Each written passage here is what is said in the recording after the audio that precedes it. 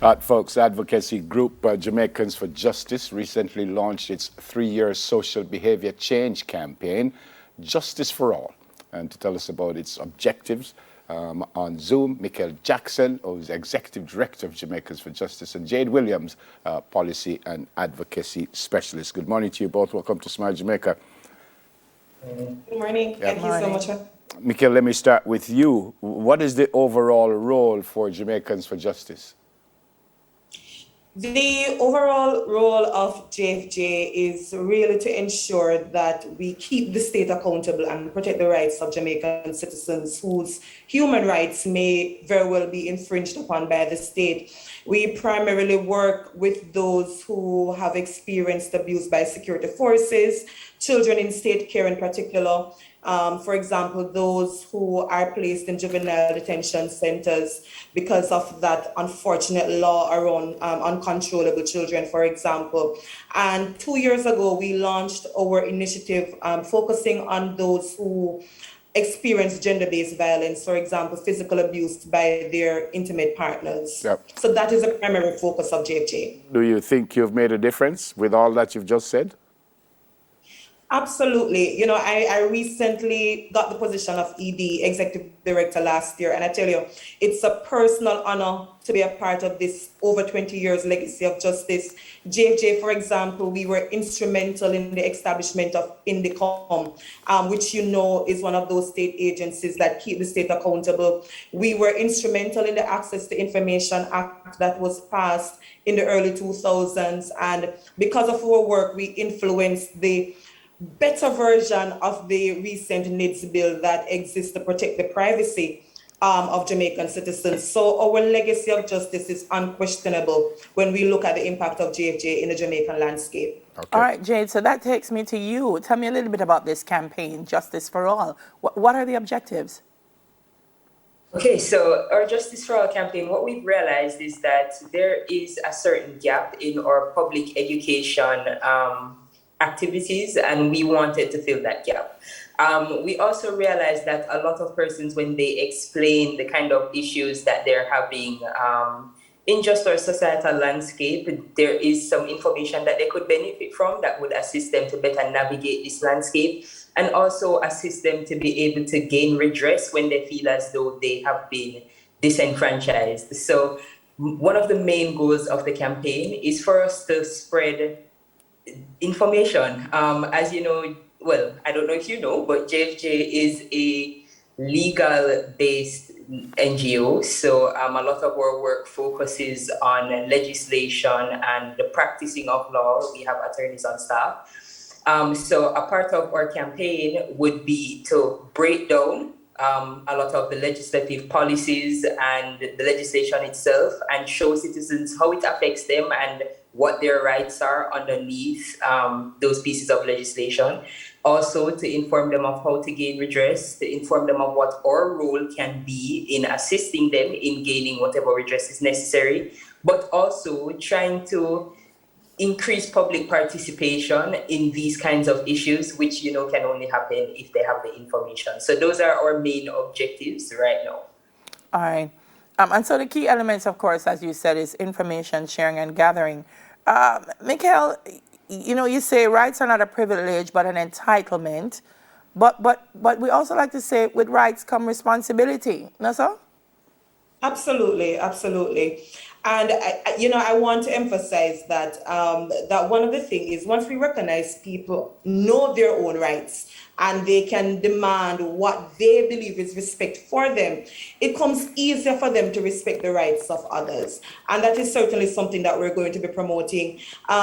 Neville Daly, you see the high levels of crime and violence in the country. We see where there is breakdown in the social infrastructure. So that is something we want to promote. A number of our staff, for example, they're mediators. So we want to see how best we can help people understand what their rights are, but how best to treat their neighbors, their brothers, their sisters, in ensuring not only respecting those rights, but when they see any human rights violations, for example, taking place.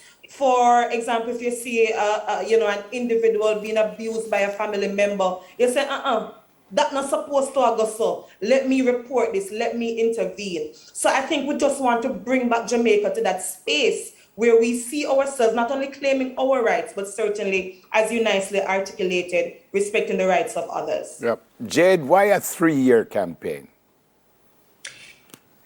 If it could be longer, it would be. I think that public education is something that we can never stop. We do need the time. We want to hit the entire island.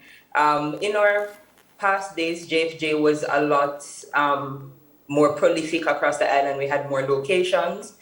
Since then, we've scaled down a bit. And a part of the goal of this campaign as well is to increase our presence in the areas where we could be needed.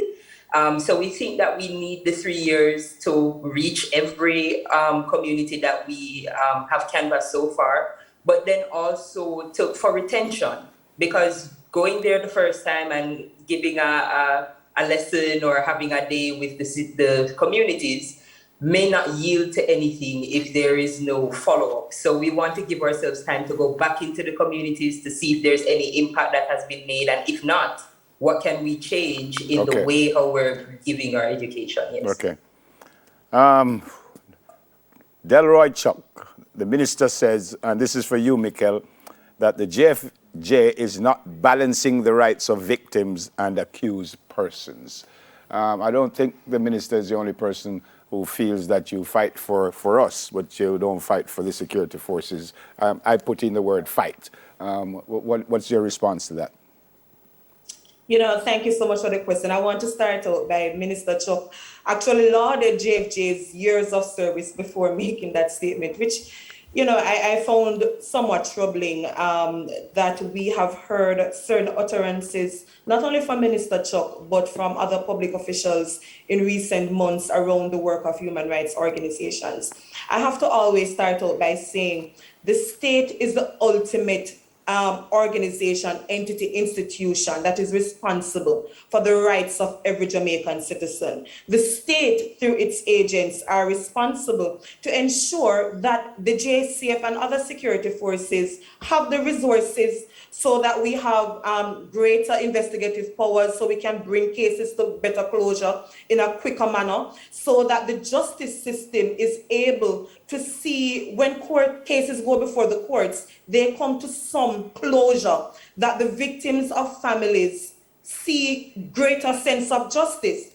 Now, JFJ steps in if, and as we have seen over the years, when the state fails to fulfill those obligations, then Jamaicans for justice, we have to speak, we have to keep them accountable. That is what we call this concept of vertical accountability. And JFJ, we have seen our work over the years, Brayton 7 killing, for example, the Crawl killings. I go back to the very first case, Michael Gale, a mentally ill man who was beaten to death. I go back to 52 men in Grand Spen when JFJ first started, wherein 52 men were arbitrarily arrested and detained by the state. That is the work of JFJ. So I say to any public official that they must recognize and they must continue to laud the work of human rights organizations, because when they fail to fulfill their obligations, as Jamaican citizens, as a human rights organization, we must hold them accountable. And I think any undermining of that is an unfortunate stance to take by any public official, and I would urge them to speak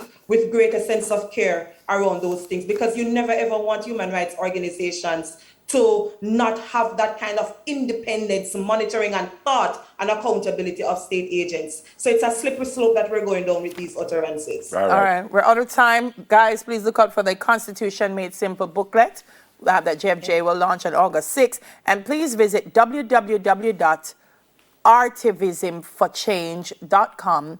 They have a great campaign.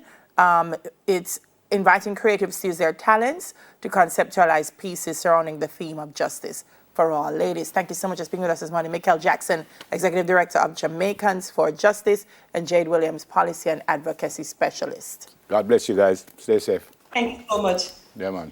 Soon come.